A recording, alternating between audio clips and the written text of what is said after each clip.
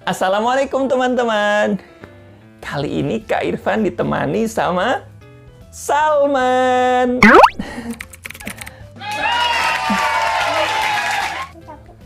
Tapi ada yang aneh. Aneh apa ya? Ah, gini kan asik ya. Teman-teman, di sini ada yang pernah lihat patung? Pernah. Patung bisa ngomong nggak? Bisa. Bisa. Patung bisa nendang? Bisa. Bisa mukul? Bisa. Bisa makan? Bisa. Nggak bisa ya.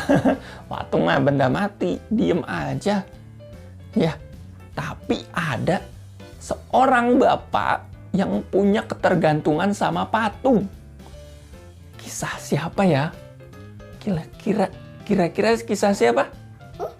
Kisah, ya betul. Amru bin Jamuh.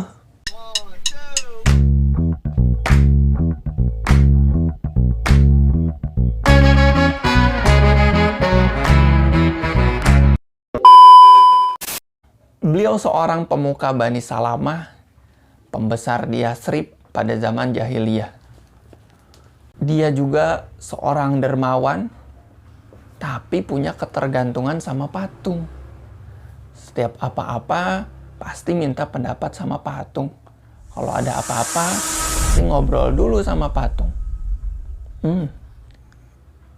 Sementara, istri dan 3 anaknya itu sudah masuk Islam. Dan Amru tidak tahu keislaman mereka. Namun istrinya kasihan melihat suaminya takut mati dalam keadaan kafir. Dan sebaliknya Amru takut keluarganya meninggalkan agama nenek moyang mereka. Dan suatu ketika Amru mengingatkan istrinya Hindun. Hindun, hati-hati kamu sama orang itu. Nah, orang yang dimaksud adalah Mus'ab bin Umair. Ya, kita udah tahu ya, beliau adalah juru dakwah Rasul. Kemudian Hindun menjawab, aku mendengar dan mematuhi perintahmu. Namun apakah kamu mau mendengar tentang pria itu? Tentang laki-laki itu dari anakmu Mu'adz. Kaget ya? Amru kaget. Apa? Mu'adz sudah meninggalkan agama kita? Panggil ke sini. Akhirnya Mu'adz datang. Kemana? Bertemu sama Amru, ya, sama bapaknya. Nah, akhirnya Mu'adz menjelaskan dan membacakan suratul Fatihah kepada Amru. Ternyata bapaknya takjub dan ingin mendengar yang lainnya. Nah, dari situ Mu'adz mengajak bapaknya untuk masuk Islam. Tapi ternyata Amru ingin bercerita dulu kepada Manat. Manat itu patung yang dia punya. Ya. Dan akhirnya Mu'adz menjelaskan, ayah, Manat itu hanya patung yang tuli, tidak berakal dan tidak bisa bicara. Ayahnya marah. Hei, aku tidak akan memutuskan apapun sebelum menceritakan kepada Manat. Wah, itulah yang terjadi ya. Saat Amru menceritakan ya apa yang terjadi, Manat tentu diam saja. Ya. Tapi Amru mengira bahwa Manat marah. Kamu marah ya? Iya, kamu malah. Di suatu malam, anak-anaknya itu berinisiatif untuk apa? Untuk menyusup ke tempat Manat dan membawa Manat serta membuangnya di tempat pembuangan Bani Salamah. Keesokan paginya, Amru kaget dan marah. Siapa yang melakukan ini? Akan kuhukum dia. Amru mencari ke sana kemari dan akhirnya menemukan manat di mana? Tempat pembuangan. Terus akhirnya Amru cuci, Amru bersihkan, Amru kasih minyak wangi, ya, dan ditaruh lagi ke tempatnya. Besoknya kejadian lagi, terus menerus.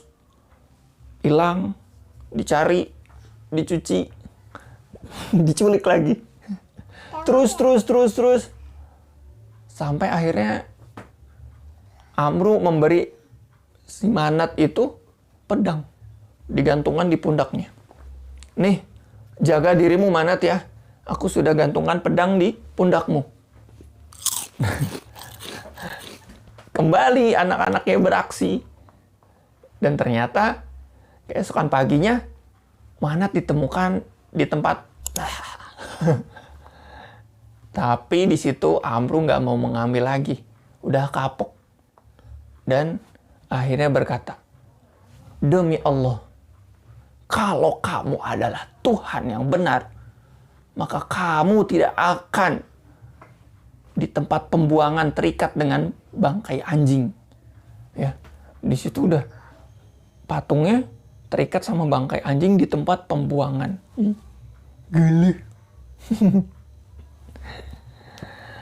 Setelah itu, tidak lama Amru masuk Islam.